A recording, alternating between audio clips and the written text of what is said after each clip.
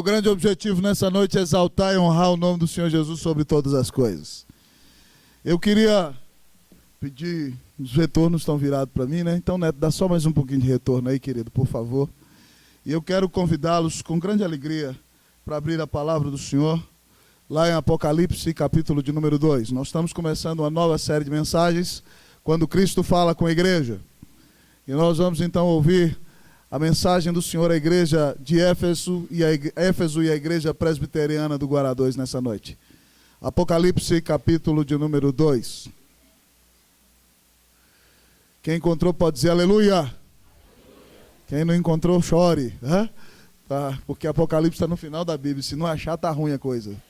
Vamos ficar de pé, irmãos. Apocalipse, capítulo 2. Apocalipse 2. Diz assim a palavra do Senhor. Você vai ler comigo, tá certo? Depois do versículo de número 5 até o versículo de número 7. Até o 4 eu leio sozinho. Diz assim a palavra de Deus. Ao anjo da igreja em Éfeso escreve: estas coisas diz aquele que conserva na mão direita as 7 estrelas e que anda no meio dos 7 candeeiros de ouro. Conheço as tuas obras, tanto o teu labor como a tua perseverança, e que não podes suportar homens maus, e que puseste à prova os que a si mesmos se declaram apóstolos e não são, e os achaste mentirosos. E tens perseverança, e suportaste provas por causa do meu nome, e não te deixaste esmorecer. Tenho, porém, contra ti que abandonaste o teu primeiro amor. Lembra-te, pois, de onde caíste, arrepende-te e volta à prática das primeiras obras, e se não, venho a ti, e moverei do seu lugar o teu candeeiro, caso não te arrependas. Tens, contudo, a teu favor, que odeias as obras dos nicolaítas, as quais eu também odeio. Quem tem ouvidos, ouça o que o Espírito diz às igrejas. Ao vencedor dar-lhe-ei que se alimente da árvore da vida, que se encontra no paraíso de Deus. Amém. Senhor, nós te adoramos, nós te amamos, te agradecemos, Deus, pela obra graciosa de Jesus na cruz do Calvário por amor de nós. E se não bastasse tudo isso, o Senhor Jesus é Deus real, Deus vivo, Deus presente. Ó Senhor, em nome de Jesus, nessa noite vem nos visitar, vem nos honrar. Tu disseste aqui neste texto, Jesus, que tu caminhas no meio dos 7 candeeiros de ouro. E no capítulo 1, nos últimos versículos, dizes que o candeeiro de ouro é a igreja, que tem que iluminar, que tem que ser luz. Senhor, no nome de Jesus, caminha no meio da igreja hoje, para a glória e honra do nome de Jesus. Que o teu povo perceba que o Senhor mesmo é quem fala com ele, que o Senhor está caminhando aqui, e que o Senhor quer que a tua igreja viva de acordo com a tua vontade, para que ela te agrade, para que ela seja uma bênção, para que ela glorifique o teu nome. Ó Deus, conduz esta tua igreja e faz de nós a igreja que agrada ao Senhor, em nome de Jesus. Amém. Podem sentar, amados irmãos.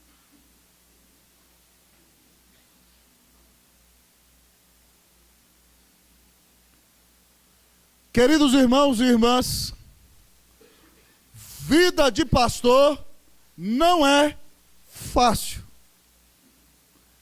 Outro dia alguém chega e me diz: pastor, eu gostaria de que a igreja só cantasse 2 cânticos. Cantar mais do que 2 é muito. Outro diz: pastor, por mim não canta nenhum cântico, só canta hino. E outro vai e fala: pastor, por mim não canta nem hino, tá certo? Não canta nem hino, por mim cantava uns 10 cânticos. Outro dizia: pastor, eu acho que a igreja deveria ser um clube de assistência social. Pastor, eu acho que se a igreja não tem uma escola de 1º e 2º grau, ela não vai fazer diferença no Guará. Às vezes as intenções são muito boas, irmãos. Mas se nós fôssemos procurar satisfazer todos os achismos de todas as pessoas que vêm à igreja, nós entraríamos em colapso e não conseguiríamos agradar a ninguém. Então, irmãos, o grande objetivo da igreja e da liderança da igreja de Cristo Jesus deve ser agradar a Deus, honrar a Deus e exaltar o nome de Cristo Jesus sobre todas as coisas. E nessa linda carta que lemos, que Jesus escreve lá para a igreja presbiteriana de Éfeso, tá certo? Uma igreja de mais ou menos 40 anos de idade, pouco mais velha do que a nossa, deve ter entre 40 e 50 anos de idade. Para essa igreja, o Senhor Jesus escreve uma carta. E nessa igreja, ele mostra na carta a igreja que Deus quer. É essa igreja que eu sonho que a nossa igreja seja. A igreja que Deus quer. Não a igreja que agrada a todo mundo. Não a igreja que faz o gosto de todo mundo. Não vai existir essa igreja na terra. Mas a igreja que agrada a Deus. Que Deus faça da igreja presbiteriana do Guará 2 a igreja que Deus quer. Amém, meus queridos irmãos? Olhando para o texto, irmãos, a palavra do Senhor nos ensina nessa noite que a igreja que Deus quer é uma igreja pastoreada. A igreja que Deus quer é uma igreja pastoreada. Vamos ler o versículo de número 1 comigo, vamos lá? Ao anjo da igreja em Éfeso escreve: estas coisas diz aquele que conserva na mão direita as 7 estrelas. Todos vamos? E que anda no meio dos 7 candeeiros de ouro. Vamos ler comigo também o versículo 20 do capítulo anterior, vamos lá? Quanto ao mistério das 7 estrelas... Não estou ouvindo.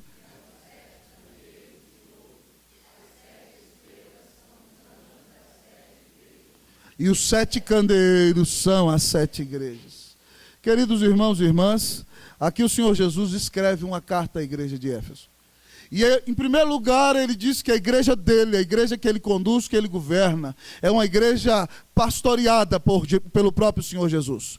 E que tem uma liderança instituída por ele.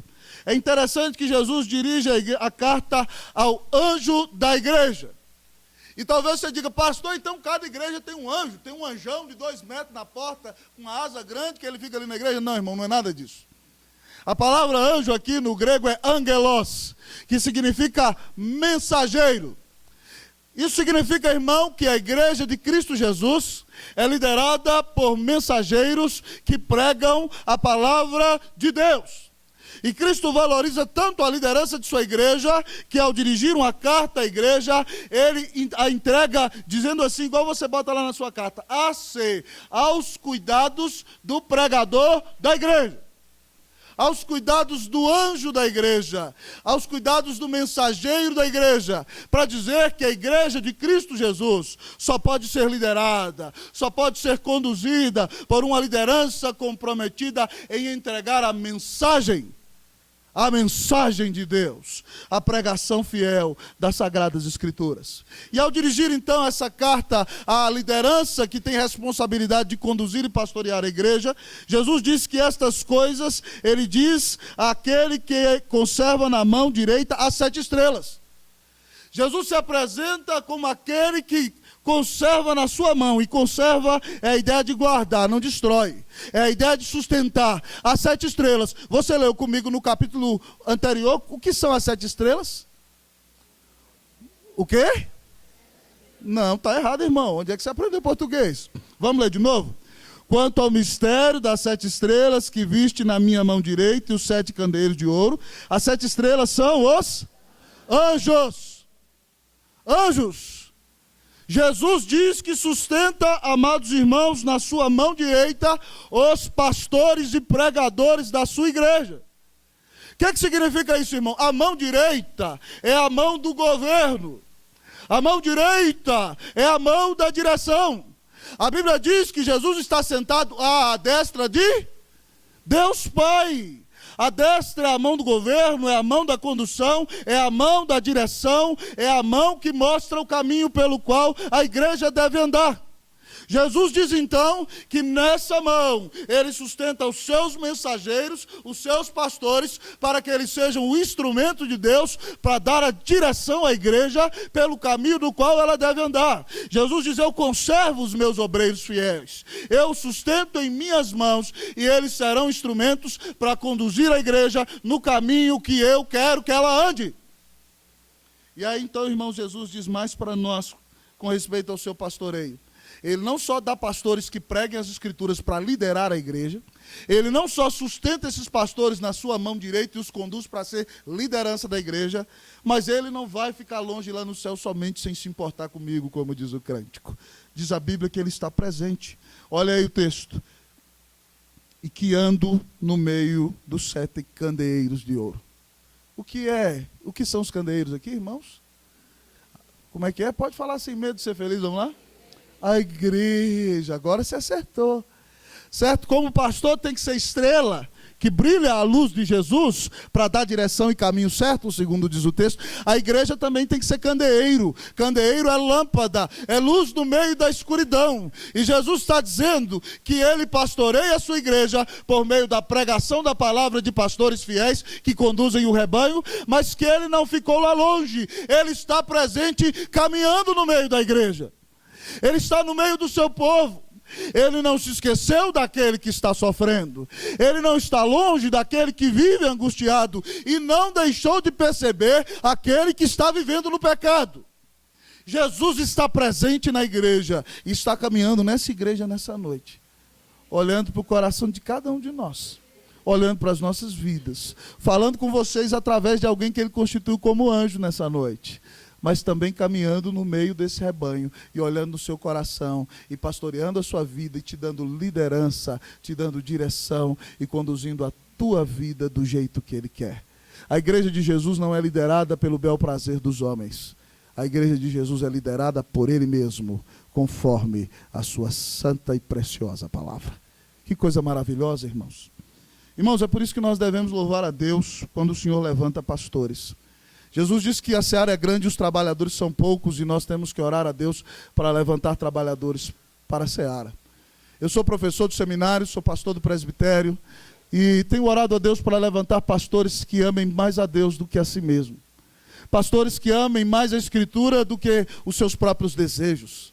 Pastores que queiram ser fiéis a Deus, não importa as circunstâncias nas quais eles vivam e os problemas que eles enfrentem. A igreja precisa disso, irmãos. Porque quando a igreja não tem pastores, irmãos, a situação é muito complicada.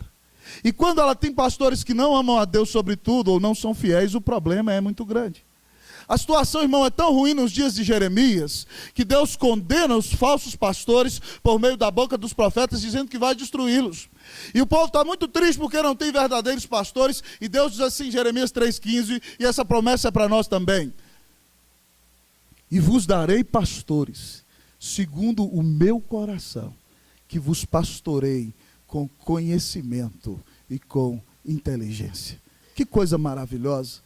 Quando Deus dá pastores que amam a Deus sobre todas as coisas e amam mais a palavra do que a vontade humana, Jeremias diz que isso é um presente para a igreja.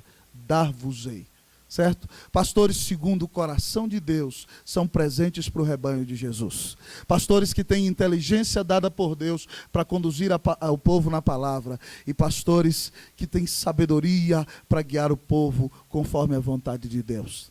Irmãos, minha oração é que Deus levante mais e mais pastores no nosso tempo assim. A igreja de Jesus no Brasil precisa de pastores desse jeito, porque é através destes homens que Deus resolve pastorear e falar com a igreja e conduzi-la. Por isso, irmãos, nós temos que orar para que Deus levante mais pastores no nosso tempo. Por isso, vocês precisam orar por mim, para que Deus me mantenha fiel no caminho dele, para que a minha vida seja útil nas mãos de Cristo Jesus, para que eu seja um presente de Deus para você. Em nome de Cristo Jesus. Porque é isso que a Bíblia fala. Irmãos, nós pastoreamos no Chile 7 anos. Eu vou contar para vocês que, dentro de 40 anos, a Igreja Presbiteriana do Chile não tinha tido pastores formados em bons seminários, que ensinavam a boa teologia reformada, que ensinavam o conhecimento das Sagradas Escrituras, que ensinavam o zelo pela evangelização. E a situação foi tão complicada porque os americanos foram embora e não deixaram o seminário. E eles começaram a pegar ali na igreja aqueles irmãos mais experientes, que tinham lido a Corrupção de Fé uma vez, e aqueles irmãos com emprego, com dificuldade, com sustento de família, na maior da boa vontade, assumiram a liderança da igreja. Mas muitos não tinham o devido conhecimento teológico, não tinham os dons para pregar a palavra. E o que aconteceu, irmãos, foi que a igreja chilena foi murchando nesses 40 anos. Alguns eram ordenados pastores, mas se consideravam pastores de segunda classe, e por se considerar assim, não tomavam a postura que a igreja precisava, e muitas vezes deixavam a igreja correr solta de qualquer jeito, e havia muito problema moral no meio das igrejas, e até problema teológico, porque as igrejas não tinham pastores preparados, irmãos. E depois de 40 anos, Deus me dá o grande desafio de ir àquele país, e ser o primeiro pastor formado em teologia depois de 40 anos. E Deus levou junto com a gente mais 10, irmãos. E nós formamos mais 7 lá e mais 7 no Brasil. E Deus tem levantado aquela igreja. E vocês sabem que depois, irmãos, de 12 anos, aquela igreja já tem ganhado para Cristo Jesus mais de 600 membros. Uma igreja que só perdia membro. Isso é glorioso demais. Mas a igreja precisa de pastor. Então, quando a igreja tem pastor, ela tem que orar e dizer: Deus, dá-nos mais pastores, para a glória do nome de Jesus. Você tem que orar pelo Jefferson. Está se preparando para ser pastor. Ore por ele para que ele seja um pastor segundo o coração de Deus.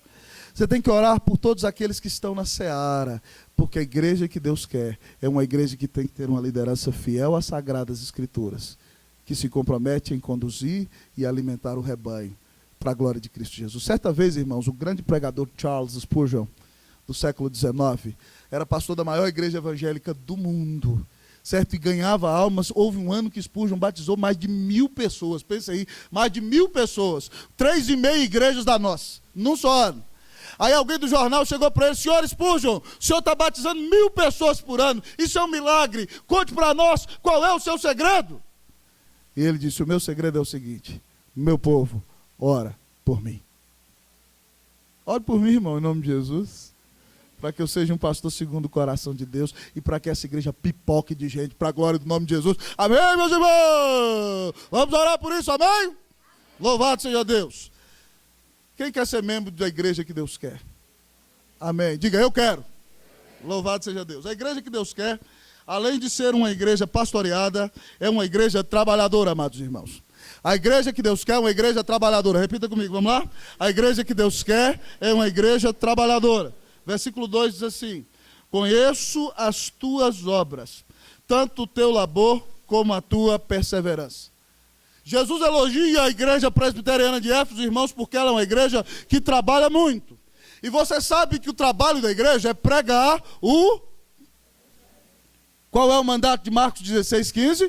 Ide por todo mundo e pregai o evangelho a toda... A igreja de Éfeso é uma igreja evangelizadora. Jesus diz: eu conheço o teu trabalho. A palavra para obras aqui, no grego, vem de ergon, irmão, que significa o teu trabalho extenuante. A igreja trabalha com todo o ser para Jesus e você tem perseverado nesse trabalho.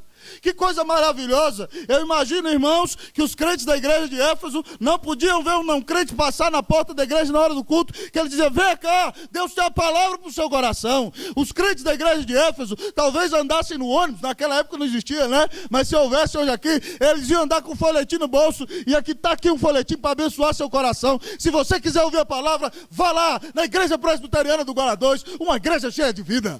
Ah, irmãos, eu imagino que eles iam olhar para essas praças do Guará e pegar vários carrinhos desses aí que os meninos compraram e fazer vários evangelismos e mostrar para Éfeso que há um só Senhor, cujo nome é Jesus. Irmãos, essa situação é tão assim que você pergunta: mas com quem eles aprenderam isso, pastor? Eles aprenderam isso com o plantador da igreja. O plantador da igreja foi Paulo. Paulo pregou 3 meses na sinagoga, irmãos. E algumas pessoas se converteram, os judeus com ciúme ficaram revoltados. Paulo sai dali. E aí a Bíblia nos conta lá em Atos 19 que na cidade de Éfeso, quando planta a igreja, ele vai pregar na escola de um tal Tirano. Devia ser uma universidade, uma grande escola de oratória. E aí, o texto de Atos não diz isso na nossa tradução, mas nos manuscritos antigos, o texto lá em Atos 19 diz que Paulo ensinava ali 5 horas todos os dias. Imagine, meu irmão, pregação de 5 horas todos os dias. E o horário de almoço daqueles gregos da Ásia era de 11 horas até 4 horas da tarde. Então eles iam para a escola cedinho de manhã, 6h30, começavam a aula até 11 horas. 11 horas tinha o almoço, eles dormiam, um bom sono à tarde e voltavam às 4 horas até quando escurecia. De 11 horas até 4 horas da tarde, Paulo alugava a Universidade de Tirano, eu não sei se recebeu de presente, e pregava todos os dias 5 horas, amados irmãos. E a situação foi tal que Paulo pregou a palavra ali durante 3.650 horas, que vinha um cidadão de Esmirna para ouvir Paulo pregar, e numa semana ele ouvia, num ano ele já era um pastor, só ouvindo a pregação de Paulo, voltava e plantava uma igreja. Para Pérgamo do mesmo jeito, outro grupo vinha de Sardes, ouvia a palavra e saía dali para plantar uma igreja. O outro ia para Tiatira, porque Paulo pregava 5 horas todos os dias. Mais do que o currículo no seminário que eu ensino, mas pregação do apóstolo Paulo, inspirada pelo Espírito Santo. Que coisa maravilhosa. A igreja de Cristo Jesus, se quer agradar a Deus, tem que ser trabalhadora. Tem que parar de viver para si mesmo. Irmãos, vocês sabem que Deus tem dado ao pastor de vocês a bênção de pregar nesse Brasilzão aí de norte a sul e fora dele. E tenho ido e visto várias igrejas operosas, alegres e abençoadas, mas tenho visto também igrejas que vivem em função somente de si mesmas. Igrejas onde talvez só um ministério de casais forte ali governa tudo, e aqueles casais se encontram, se abraçam, se beijam, e se chega alguém de fora, não consegue entrar naquele grupo hermético de jeito nenhum. E elas não estão nem aí para ganhar outros, quase dizem, nós nos bastamos. Irmãos, igrejas assim são fadadas ao fracasso. São igrejas que dentro de 1 ou 2 gerações, talvez já não existam mais. A igreja de Éfeso tem 40 anos. Esses meninos que cresceram ouvindo Paulo pregar e agora são presbíteros da igreja, aprenderam que a igreja de Jesus não tem escolha. O mundo está se perdendo, a situação está horrível, e a única esperança que os pecadores, a única esperança que esse Brasil de políticos corruptos, de um povo corrupto tem, se chama Jesus. E se nós queremos ser bênção nesse país, nós temos que abrir a nossa boca e pregar o evangelho, com as nossas palavras e com a nossa vida. A igreja que Deus quer é uma igreja trabalhadora. Você quer ser membro da igreja que Deus quer? A igreja que Deus quer também, amados irmãos, diz o texto para nós nessa noite, é uma igreja zelosa. A igreja que Deus quer é uma igreja zelosa. Repita comigo, vamos lá? A igreja que Deus quer é uma igreja zelosa. Diga para o seu irmão, a igreja que Deus quer é uma igreja... Então, acorda. Acorda, pecador. Deus está falando com você. É? A igreja que Deus quer é uma igreja zelosa. Vamos ler aí o versículo de número 2. Diz assim, metade para frente. E que não pode suportar homens maus. E que puseste à prova. Pode ler comigo? Tem alguém que leu aí? Vamos lá? E que não pode suportar homens maus. E que puseste à prova os que a si mesmos se declaram apóstolos. E não são. E os achaste mentirosos. Que coisa fenomenal essa igreja de Éfeso, irmãos. Aqui diz o texto que apareceram ali homens maus, né? Eles se diziam, nós somos apóstolos de Jesus, ouçam o que nós estamos dizendo. Só nós podemos curar, só nós podemos abençoar, só nós podemos fazer você ficar rico. E a Bíblia diz que se levantaram ali falsos apóstolos, e a igreja os pôs à prova, e eles saíram reprovados. E a igreja disse, saiam daqui, seu bando de mentirosos. Uma igreja zelosa doutrinariamente. Que coisa maravilhosa, irmão. A igreja só pode ser zelosa da palavra de Deus se ela conhece as Sagradas Escrituras. É claro, irmãos, uma igreja que ouviu pregação 3.650 horas de Paulo, como é que não vai estar preparada, não é verdade? Igreja cheia da palavra de Deus, igreja fiel na doutrina. Paulo, quando saiu de lá, em Atos 20, falou para eles, de 28 a 30, que os presbíteros tinham que cuidar deles e do rebanho, porque iam se levantar lobos vorazes de fora da igreja, e no meio da própria igreja ia levantar alguns hereges querendo destruir o rebanho. E foi assim que aconteceu. Essa igreja foi pastoreada por Paulo, foi pastoreada por Timóteo, depois foi pastoreada pelo apóstolo João. E já nesses dias aqui, nos dias de apóstolo João, se levanta um camarada que era líder na igreja chamado Cerinto. E Cerinto começou a pegar a filosofia grega e dizer assim, olha, o que é imaterial é bom, a matéria é ruim. Então, se a matéria é ruim, é impossível que Jesus tenha vindo em carne. Então, Jesus é só uma aparência. Ora, irmão, se Jesus é só uma aparência, ele não pagou na carne os teus pecados da cruz, nem os meus. Isso é um tremendo erro. E esse homem se levantou ali para dividir a igreja, e a igreja disse, eu não aceito, nós somos fiéis às Sagradas Escrituras. A igreja que Deus quer não pode dar ouvido a qualquer heresia por aí. A igreja que Deus quer é uma igreja cheia da palavra. É uma igreja que conhece a revelação de Deus. Mas, irmão, depois de 5 anos aqui, se eu perguntar quem já leu a Bíblia toda aqui, eu acho que eu mesmo vou começar a chorar se eu pedir vocês para levantar a mão. Não é verdade? Como é que você, irmão, diz que conhece a vontade de Deus para a sua vida se você nem leu o Novo Testamento? Nem a sua Bíblia toda você leu. Você diz, não, a Bíblia é a palavra de Deus? É. Ela fala para você? Fala. O que é que Deus fala na Bíblia? Pastor, é exame aqui para ser membro da igreja? Começa a gaguejar. Vai ler a Bíblia, crente. Nós só vamos mudar esse país quando a nossa cabeça estiver cheia de Bíblia, quando o nosso coração estiver cheio de Bíblia, quando a palavra de Deus estiver nos nossos versos, nos nossos pensamentos, no nosso olhar, no nosso sorrir, no nosso jeito de falar. Nós precisamos ser um povo cheio da palavra de Deus. Se diz, pastor, a juventude de hoje sofre tanto, sofre. Mas se ela guardar no coração a palavra de Deus, ela não vai pecar contra o Senhor. A igreja tem que ser zelosa da palavra, irmão. Ela não pode abrir uma vírgula da palavra de Deus, porque senão ela se perde no mundo pós-moderno em crise como o nosso. Irmãos, eu sonho que vocês sejam crentes cheios da palavra. A mocidade esse ano começou a ler a Bíblia. Eu espero que todos os jovens terminem. Mas não só a mocidade, que toda a igreja se comprometa e que nós estudemos a Bíblia cada dia mais. Porque o Brasil precisa de igrejas que conhecem Bíblia. Hoje no Brasil existem muitas igrejas de blá blá blá. Nós precisamos de um povo que conheça a Bíblia para mudar esse país. Deus está chamando você a isso. Comece a estudar as Escrituras. Leve Deus a sério. E não brinque com as doutrinas sérias da palavra de Deus, porque elas são a vontade de Deus para você e para mim. A igreja que Deus quer tem que ser uma igreja zelosa. Mas, irmãos, em quarto lugar, a palavra do Senhor nos ensina nessa noite que a igreja que Deus quer tem que ser uma igreja perseverante. A igreja que Deus quer tem que ser uma igreja perseverante. Repita, vamos lá? A igreja que Deus quer tem que ser uma igreja perseverante. Diga para o seu irmão, coragem. Coragem, João. Coragem, Maria. Coragem, José. Coragem. Ânimo. Levante-se. Vamos seguir adiante. A igreja que Deus quer, vamos lá mais uma vez? A igreja que Deus quer é uma igreja... Glória a Deus. Versículo de número 3. E tens perseverança, e suportaste provas por causa do meu nome, e não te deixaste esmorecer. Que coisa maravilhosa, irmãos. Ser crente nesse dia aqui que é bom. Hoje no seu dia é tudo fácil. Nesse dia aqui, ser crente era algo muito sério. A cidade de Éfeso é um grande polo comercial. É a entrada da Ásia e a maior cidade da província romana da Ásia, que dá muito lucro para o Império Romano. Na cidade de Éfeso tem um anfiteatro onde cabem 24 mil pessoas. E lá está o templo da grande deusa Diana dos Efésios, que é considerada uma das 8 maiores maravilhas do mundo nos dias do Novo Testamento. Lá está o grande templo da grande Diana.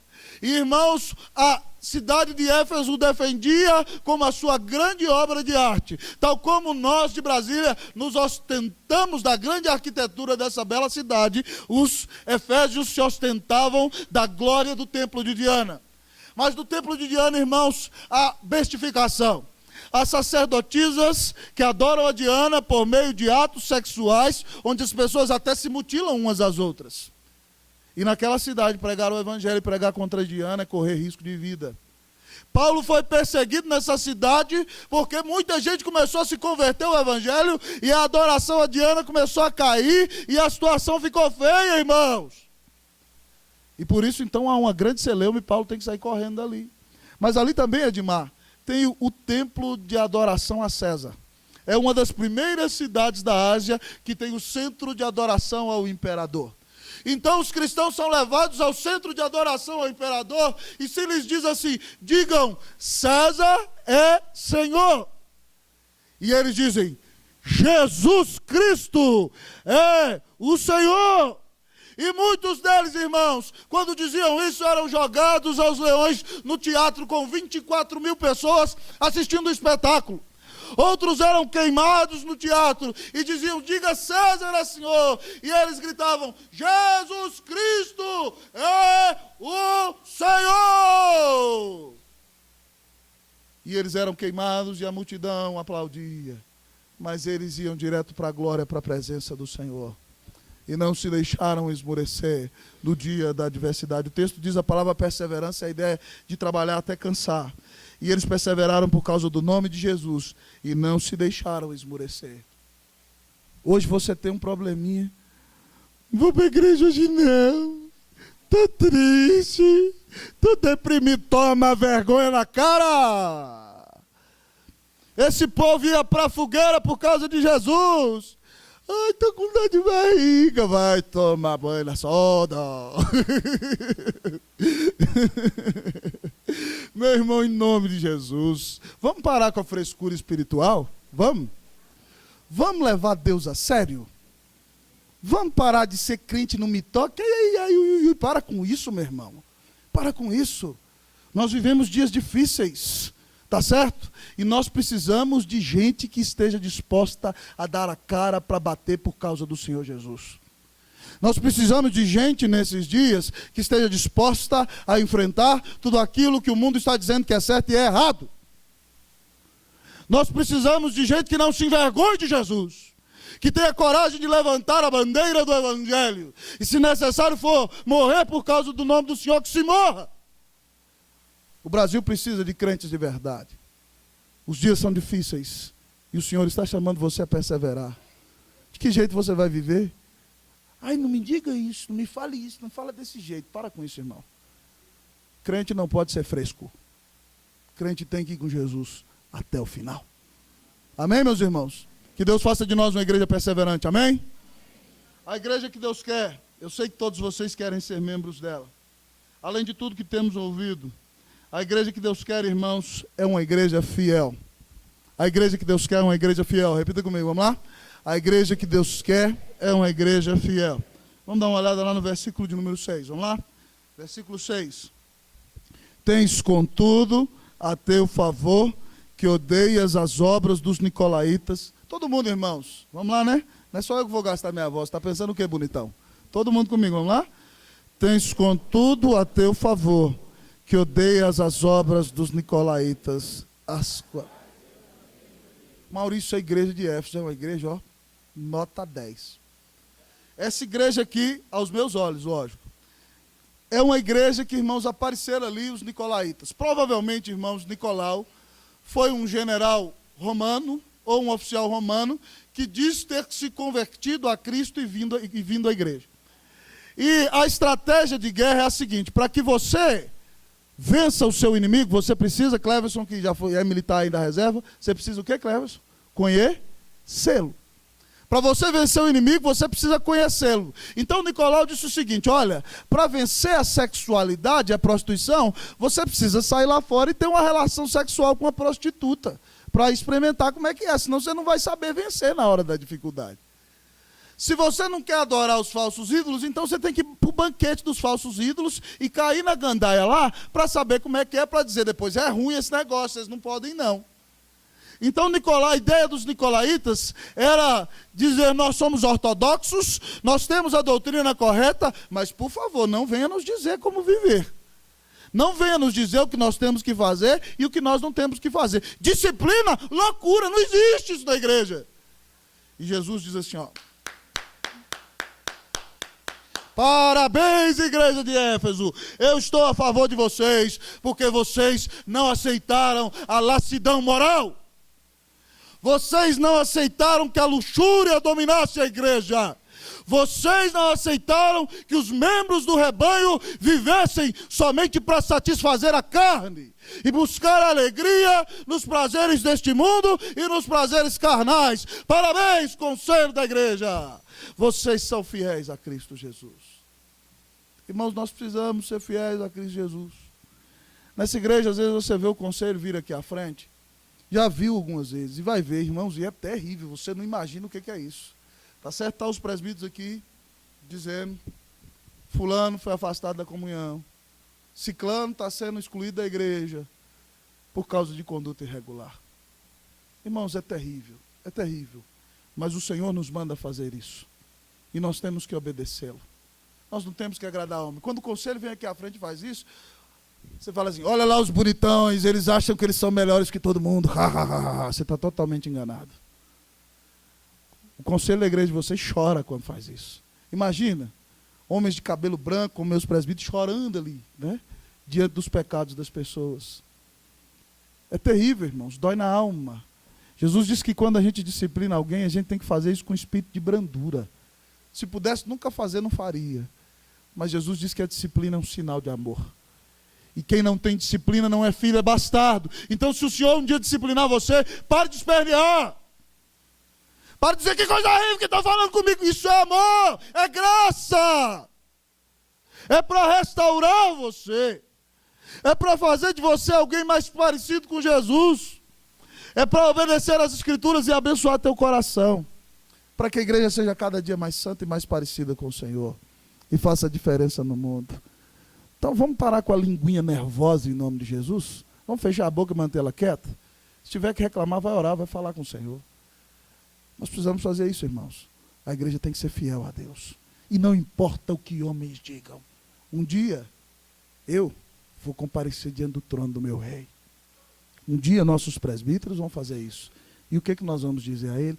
Ah, Senhor, nós não fizemos nada não, porque senão ia chover pedra na gente. E Jesus falou assim, que vocês perderam a oportunidade de levar pedrada por causa do meu nome.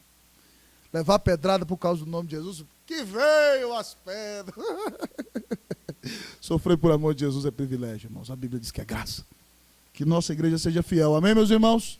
Mas não só o conselho não, que você como crente seja fiel. Quando você vê seu irmão pisando na bola, chama ele no canto e fala, irmão, você está pecando contra Deus. Você está chamando juízo para si, se arrependa em nome de Jesus. Certo que nossa igreja não negocie com pecado. Jesus orou assim, santifica-os na verdade, a tua palavra é a verdade. Hebreus 12:14 diz assim, segui a paz com todos e a santificação, sem a qual ninguém verá o Senhor. E 1 de Pedro 1,16 diz assim, porque escrito está, sede santos porque eu sou santo. A igreja que Deus quer é uma igreja que não negocia com pecado, que não faz política com pecador. É uma igreja fiel, que anda no zelo e no caminho do Senhor. Que Deus faça de nós uma igreja fiel. Amém. Mas, irmãos, o texto ainda diz para nós que a igreja que Deus quer tem que ser uma igreja apaixonada. A igreja que Deus quer, repita comigo, a igreja que Deus quer é uma igreja apaixonada. Versículo 4 a 6. Vamos ler todos comigo? 4 a 6, vamos lá? Tenho, porém, contra ti, que abandonaste o teu primeiro amor. Lembra-te, pois, de onde caíste. Arrepende-te e volta à prática das primeiras obras. E se não venho a ti, e moverei do seu lugar o teu candeeiro, caso não te arrependas. Até aí somente, irmãos. Irmãos, o que Jesus está dizendo a essa igreja aqui é algo violentíssimo. Às vezes você fala assim, quem é o maior inimigo da igreja? É o pecado, é o pecado, é o pecado que vai destruir a igreja. É um grande inimigo mesmo. O pecado é terrível. Não, o maior inimigo da igreja é o mundo, o mundo é terrível, o mundo quer destruir a igreja, é verdade, o mundo quer que todos os crentes saiam do rebanho e vivem em pecado, é terrível o mundo. Não, pastor, mas Satanás é brincadeira, o cara tem experiência, tem mais de 6.000 anos de experiência armando, os grandes santos de Deus sofreram debaixo da mão dele, ele usou atacar até Jesus. Perdeu. Mas o bicho é ousado. Senhor, pastor, é difícil. Irmão, pior momento na vida da igreja é quando Jesus diz para ela, eu estou contra você. É a pior coisa que eu jamais quero ouvir na minha vida. Meu Senhor dizer e olhar para mim, eu estou contra você. Se o Senhor um dia dizer isso, pode parar tudo, pode parar a festa, pode parar o folguedo, o canto, vamos parar tudo, vamos ajoelhar e vamos começar a chorar.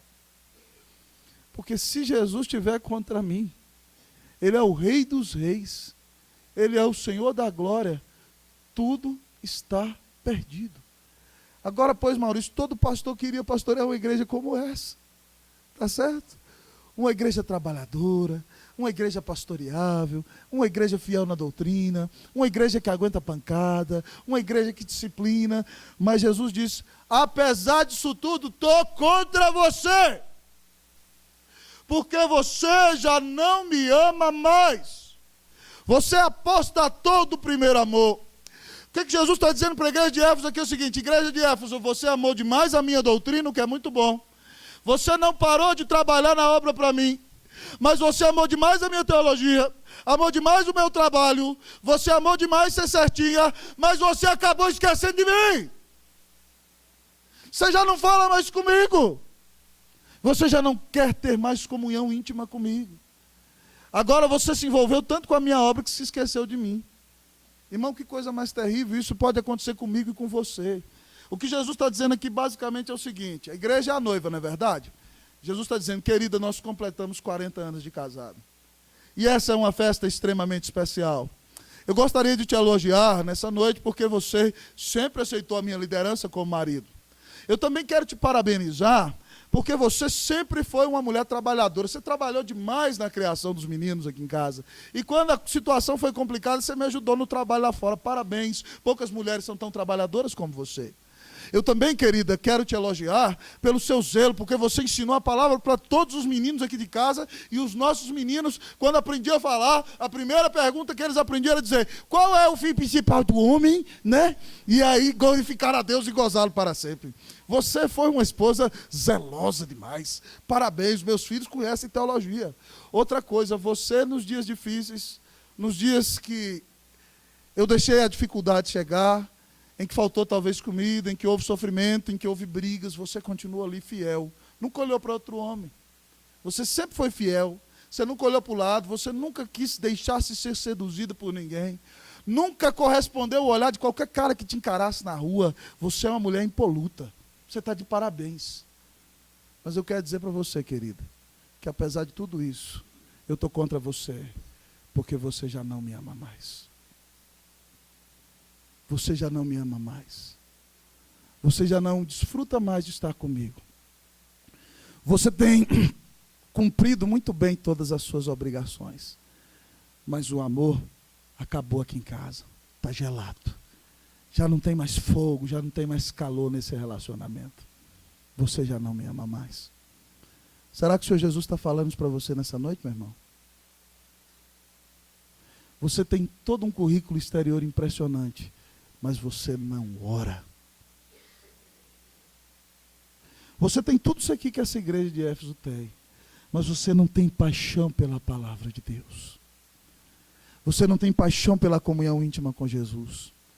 Você não tem sede de ouvir Jesus falar. Você troca qualquer coisa para não vir no culto. Ah, tal jogo vai acontecer, não vem no culto. Certo? Ah, fulano está me convidando para comer em tal lugar, não vai no culto. Ah, pastor, eu estava vindo para o culto, mas chegou a visita lá em casa, eu não vim, não deu para sair. Fala com a visita. Se quiser conversar comigo é na igreja, Jesus é a prioridade da minha vida. Vamos para a igreja comigo? E aí a visita aprende que tem hora para chegar em casa. Mas você quer agradar demais a visita e esqueceu de agradar a Deus. Meu irmão, você ama Jesus? Você ama o Senhor Jesus? Jesus é o maior amor da sua vida. Você fala com Ele todos os dias. Você é apaixonado por Jesus. Você diz para Jesus: Senhor, eu podia perder tudo, desde que eu não perco o Senhor. Senhor, o grande prazer do meu coração é te agradar. Senhor, vem queimar meu coração. Senhor, vem me encher do Espírito Santo. Vem falar comigo com amor todos os dias. Senhor, eu quero te conhecer mais. Senhor, não adianta fazer muita coisa se eu não te conheço. Senhor, não adianta saber demais teoricamente se eu não te amo. Senhor, não adianta fazer muito se eu não vivo para ti. Irmãos, essa é a mensagem de Deus para a nossa igreja. E o meu coração está destruído ao pregá-la nessa noite. Eu espero que você entenda o que Jesus está falando com você. O Senhor está nos chamando para buscá-lo, irmãos. O Senhor está nos chamando para orar mais a Ele. E o Senhor disse a essa igreja: lembra-te, pois, de onde caíste. Lembra como era o seu relacionamento comigo. Essa igreja começou num grande avivamento, irmãos. Paulo, quando pregou ali, Deus usou a palavra com poder, centenas se converteram. O povo pegava os lenços de Paulo e era curado, os demônios saíam voando de medo, só de ver o lenço de Paulo. Irmãos, a situação era tanto assim, que as pessoas, quando se convertiam naquela igreja, vinham dizendo: eu matei, pastor, eu suicidei, pastor, eu tentei suicídio. Pastor, suicidei não dá, né? Eu tentei suicídio, né? A não ser que Deus tenha ressuscitado. Pastor, eu traí minha mulher. Pastor, eu fiz isso, fiz aquilo. O poder de Deus foi tanto, irmãos, que havia milagre naquela igreja. Irmãos, a situação foi tão feia que aquela cidade tinha tanto feiticeiro, que o pessoal pegou os livros, quem se converteu, fizeram uma fogueirona lá na praça de Éfeso e queimaram $500 mil de livros. $500 mil. Já parou para pensar nisso? Por isso que o pessoal da adoração de Ana ficou doido. Aquela igreja nasceu com fogo na alma. Aquela igreja nasceu cheia do Espírito Santo. Aquela igreja amava Jesus. E Jesus disse, se você quer resolver o problema, lembra como era o seu amor por mim? Lembra como você orava antes? Como você era apaixonada por mim, querida? Lembra disso, você pode voltar.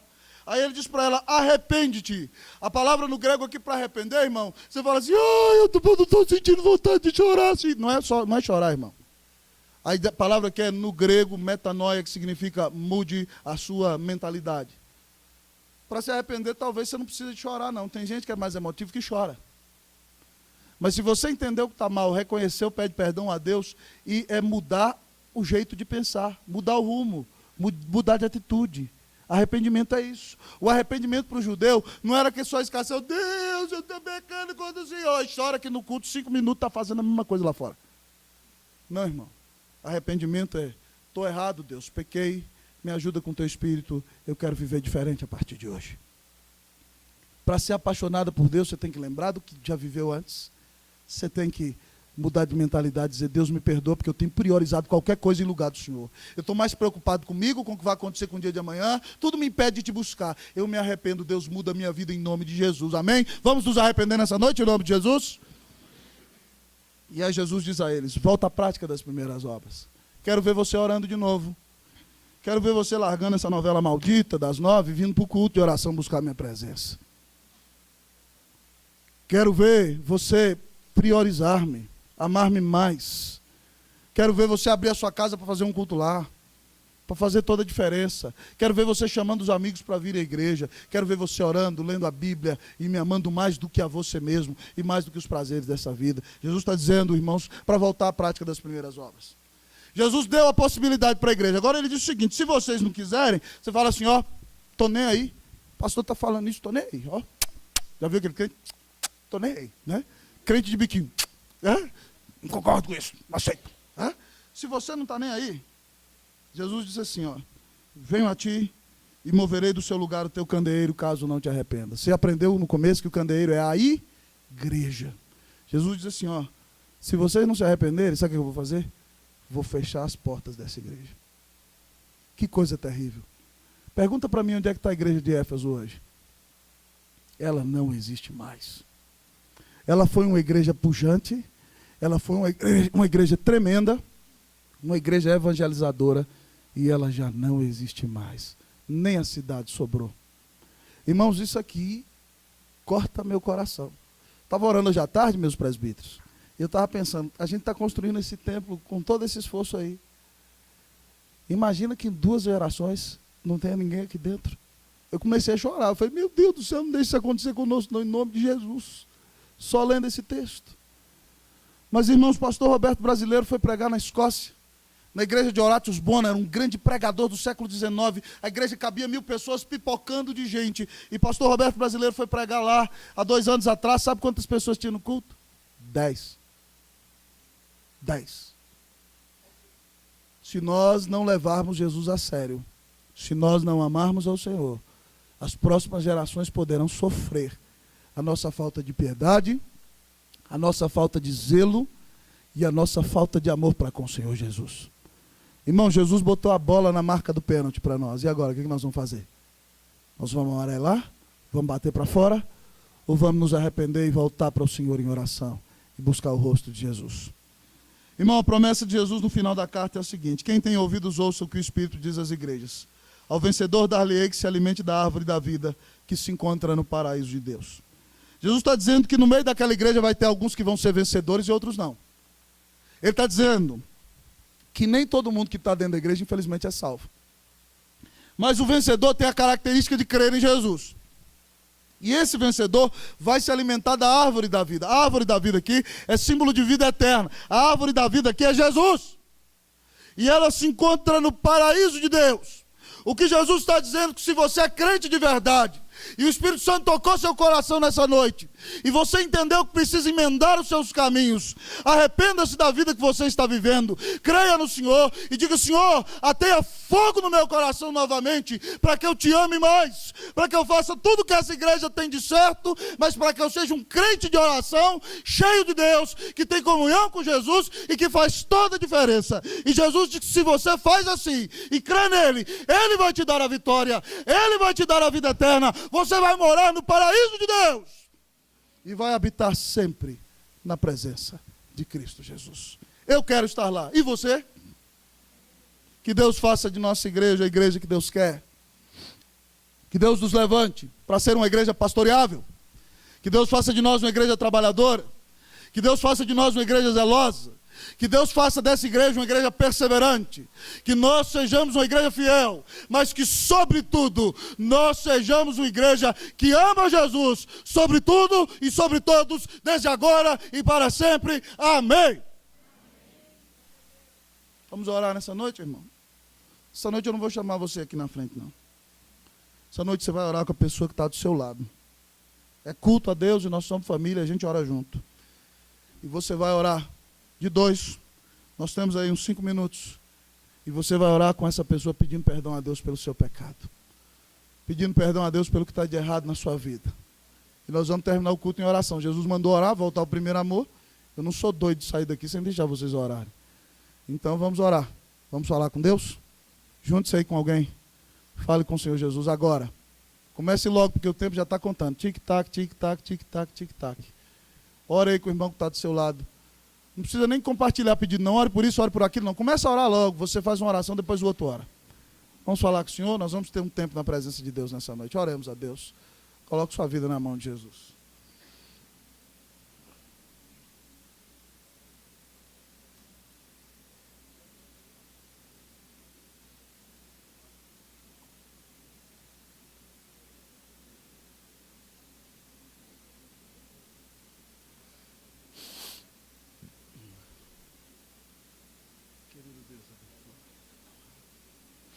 Converte o coração dela, Pai, no nome de Jesus. Toma a vida dela, Pai, derrama a tua bênção. Derrama a tua graça. Derrama a tua unção. Derrama o teu Espírito. Visita a tua igreja, Senhor, em nome de Jesus. Perdoa os nossos pecados, Deus. Perdoa a nossa vida. Abençoa o nosso ser, Pai. Toma o nosso coração. Fala conosco, Pai. E abençoa a nossa vida, Deus. Fala a nossa alma, Pai. Fala com a tua igreja nessa noite. Espírito Santo, dá um avivamento para a igreja presbiteriana. Renova a vida dessa igreja. Abençoa os nossos corações. Queima o nosso ser. Restaura a nossa vida. E sopra do teu amor sobre a nossa vida. Pai, nós queremos voltar ao primeiro amor. Nós queremos voltar à tua presença. Nós queremos ser bênção nas tuas mãos. Nós queremos ser cheios do teu Espírito Santo. Nós queremos, Deus, fazer toda a diferença para a glória e a honra da tua vida. Toma o nosso coração, Deus. Toma a nossa vida. Enche o nosso ser. Queima do Espírito Santo, sopra sobre a vida dessas pessoas aqui. Senhor, deixa ela sentir o fogo. Senhor, deixa a Cristo no nome de Jesus. Deixa unir. Deixa ousar. Sopra da tua graça nessa noite. Abençoa a tua igreja, Pai. Conduz o teu povo. Fala conosco, Deus, em nome de Jesus. Fala no nosso coração. Abençoa nossa alma. Renova o nosso ser. Nos enche com o Espírito Santo, Deus. Em nome de Jesus, Pai. Toma a tua igreja e restaura-nos em nome de Jesus, Pai. Tem piedade de nós. Abençoa o nosso coração, Pai. Abençoa a nossa vida. Fala conosco, Deus. Toma nossa alma, toma o nosso coração, Pai. Em nome de Jesus, Pai. Tem misericórdia de nós. Abençoa o nosso coração, Pai. Querido Deus eterno, Pai. Nessa noite nós queremos te louvar, Senhor. Senhor, essa carta foi escrita para nós. Foi escrita para mim. Foi escrita para a nossa igreja. Deus, o Senhor tem abençoado a nossa igreja de muitas maneiras. O Senhor tem nos chamado a ser uma igreja trabalhadora. Nós precisamos melhorar nisso. O Senhor tem feito da nossa igreja uma igreja pastoreável, liderada pelo Senhor e pela pregação. O Senhor tem abençoado a nossa igreja e, apesar das nossas imperfeições, tem dado a graça de que muitas pessoas conheçam a Escritura aqui. O Senhor tem nos chamado a perseverar. Nós temos passado por sofrimentos, doenças, enfermidades e teu povo aqui continua. Mas, Senhor, tal como a igreja de Éfeso, Senhor, o Senhor também tem nos chamado a ser fiéis. O Senhor tem desafiado o teu conselho a zelar, ó Deus, ó Pai, mais pela santidade e honra do Senhor do que pelo seu próprio nome. Ó Deus, ó Pai, o teu conselho tem sido desafiado. Eu te agradeço, Senhor, porque os teus presbíteros desta igreja têm querido zelar pela honra do teu nome. Pai, mas nós reconhecemos nessa noite que nós não temos amado o Senhor como deveríamos. Perdoa-nos, Senhor. Perdoa-nos, Senhor, que a gente fica preocupado com qualquer coisa, Senhor. Nosso objetivo, Senhor, muitas vezes é passar só no concurso que paga mais. Nós não estamos interessados em buscar teu rosto, essa é a verdade. Nós até, Senhor, nos deleitamos com muitas coisas que temos na igreja, mas comunhão contigo, como nos falta, Senhor. Perdoa-nos, Deus, em nome de Jesus. Perdoa essa tua igreja, Pai. Porque quando, ó Deus, ó Pai, muitas vezes somos convidados para sair, comer uma pizza, para ir para o restaurante, a gente lota. Mas quando convida para vir para o culto, qualquer coisa é prioridade. Quando convida para estar no culto de oração, outras coisas são mais importantes. Perdoa-nos, Deus, em nome de Jesus. Falta-nos muito, Senhor. Tem misericórdia de nós. Permite que esse momento dessa noite não tenha sido só um momento de emoção, um momento de se quebrantar por ver o pastor chorando ao pregar. Mas, Senhor, traz arrependimento real para a mente da nossa igreja. Ajuda cada um aqui a mudar praticamente. Que a partir de hoje cada um vá para casa e termine sua noite de joelhos na cama em nome de Jesus. Que amanhã cedo, quando qualquer um levantar, que a prioridade seja falar contigo. E que antes de sair para o trabalho haja tempo para ler as escrituras e para ouvir tua voz, Senhor. Ó Pai, que a partir de amanhã cada um te ame tanto que comece a orar com os outros pelas suas necessidades. E ser uma bênção na vida de outros. Que essa igreja te ame tanto, que essa igreja seja igreja de gente de oração. Para que pessoas sejam atraídas aqui pelo puro poder de oração. Deus, que o Senhor faça que o povo desça desse prédio e venha lotar essa igreja aqui, o Templo Novo, em nome de Jesus, Deus. Como resposta de oração. Deus, move o coração dos nossos vizinhos, Senhor, e tira a timidez deles, a vergonha, e que eles corram para dentro dessa igreja em nome de Jesus. Senhor Deus, ó Pai, que a nossa igreja seja luz para o Guará, luz para Brasília. Ó Deus, mas que tudo isso seja fruto do grande amor que temos por aquele que nos amou de maneira incomparável, dando sua vida na cruz do Calvário por amor de nós. Senhor, eu quero te amar mais. Queima meu coração de amor por ti. Ó Deus, que essas ovelhas que aqui estão te amem mais. Que a nossa igreja venha a ser conhecida por ser uma igreja que ama a Jesus. Faz isso no nosso meio, Deus. Nós te pedimos em nome de Jesus. Amém. Vamos louvar o Senhor com o hino 218, irmãos presbíteros, vão de virar à frente. Nós vamos